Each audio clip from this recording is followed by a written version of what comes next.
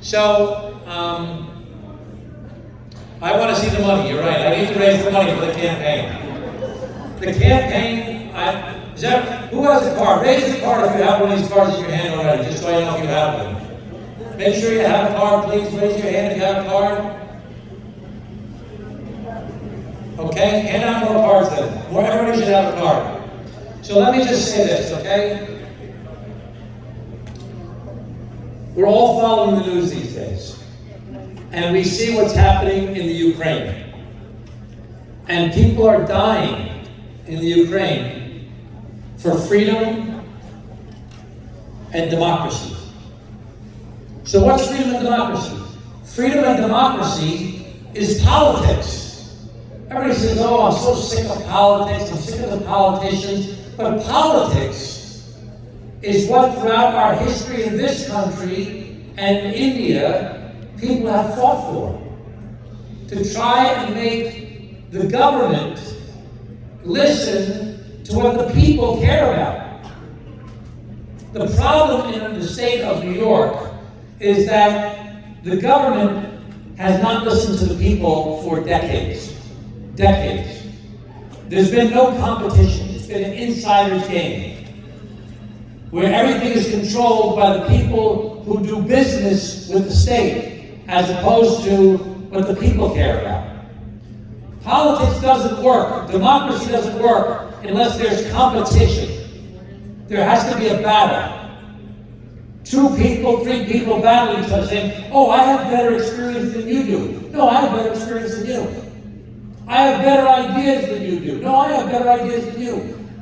I can lift more people up. I can do it faster. I can do it cheaper. I can do it better than you. If you don't have that competition, and it's all an insider game, what happens? You have the highest taxes in the United States of America. Everybody in this room, you've all complained about, raise your hands if you're concerned about your property taxes. Raise your hand. Okay? Well, it's not just your complaints. You have the highest property taxes in the United States of America in New York State. That's not subjective feeling, that's objective data. Who's concerned about the crime that you see happening in New York City? Anybody concerned about the crime? People are afraid to take the subway. People are afraid to walk on the streets. Our daughter lives in the city. She got chased down the street a couple weeks ago. I hear mothers say, oh, I make my daughter call me when she gets on the subway, even though it's a 6-minute subway ride, she has to call me when the subway ride is over because she's so afraid. Businesses getting robbed over and over and over and over again.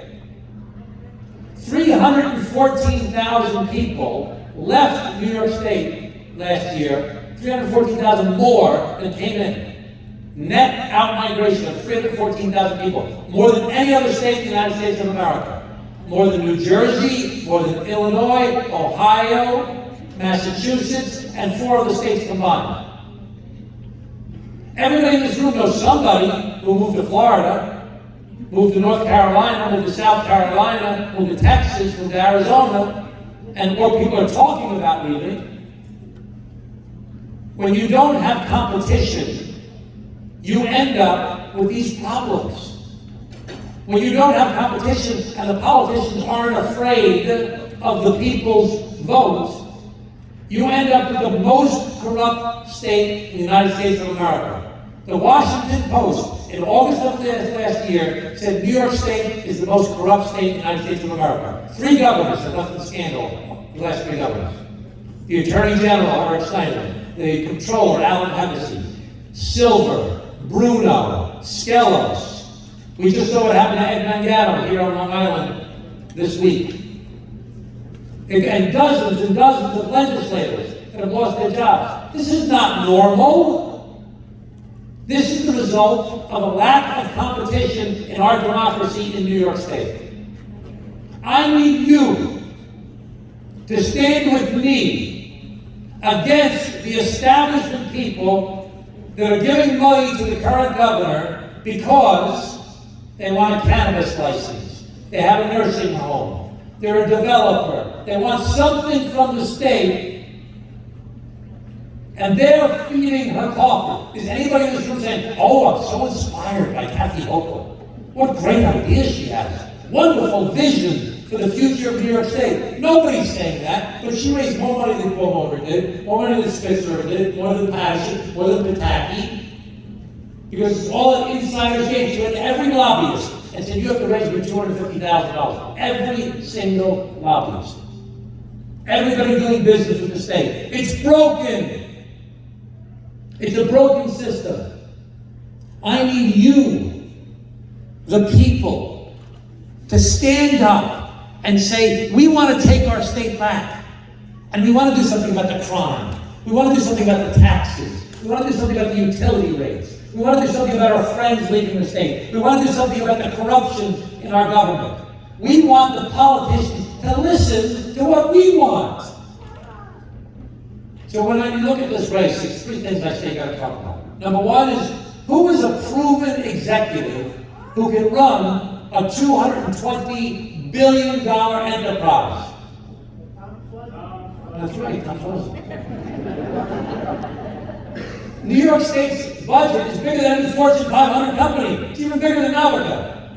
$220 billion enterprise. I'm a certified public accountant. I'm an attorney. I was a mayor. I was a county executive. I'm a member of Congress. I know how to get things done in government. So number one, I'm a proven executive. Number two, I'm a common sense Democrat. I will not pander to the far left. I will not back down to the far right. I'll work in the middle with anybody. I'll work with Democrats, I'll work with Republicans, I'll work with progressives, I'll work with moderates, I'll work with conservatives, I'll work with anybody who really wants to help the people. If you care about the people, and you want, even if I disagree with you, I'll try and find a way to find common ground to get the job done. So one, proven executive. Two, common sense Democrat. Number three, I'm very clear. You tell me what's Kathy Hochul's agenda, because I don't know. She's never told us what her agenda is. My agenda is clear. Crime, taxes, affordability, corruption, and the troubled schools. We have on Long Island, many of you live here. Who lives on Long Island? Raise your hand if you live on Long Island. Who lives in Queens? Who lives in Brooklyn? Who lives in Manhattan? Who lives in Westchester? Who doesn't live in New York State? If you're here, you don't live in New York State. What are you guys doing here?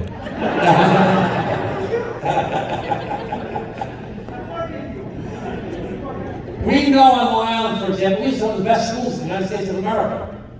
Well, we've all read about the Hempstead School District, and the Roosevelt School District, and the Wyandanch School District, and the Brentwood School. These kids are left behind for a generation, for generations. And if you fail children who don't make it in school, you guarantee problems later on in life.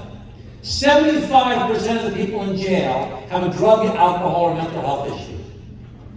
50% of the people at Rikers Island in New York City have a learning disability.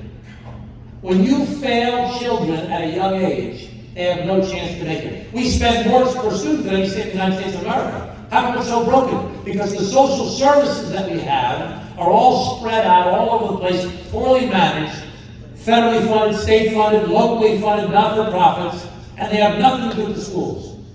We need to bring all we have no more money. We can't raise taxes more. We already have the highest tax in the United States of America. We need to bring all these programs into our schools. So when a teacher says, boy, this kid is having problems. They were so bright, they were so happy, they were so wonderful. Now they're in fights. Now their grades are dropping off. Now they're not showing up for class. Now they're hungry.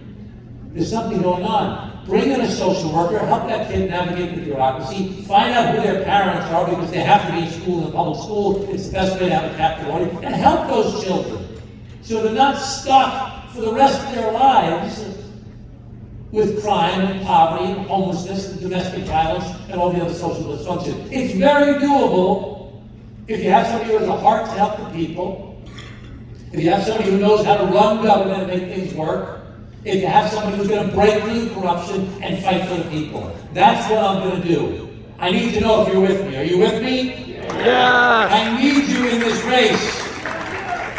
You saw the TV commercial we had up there, the introductory video, okay?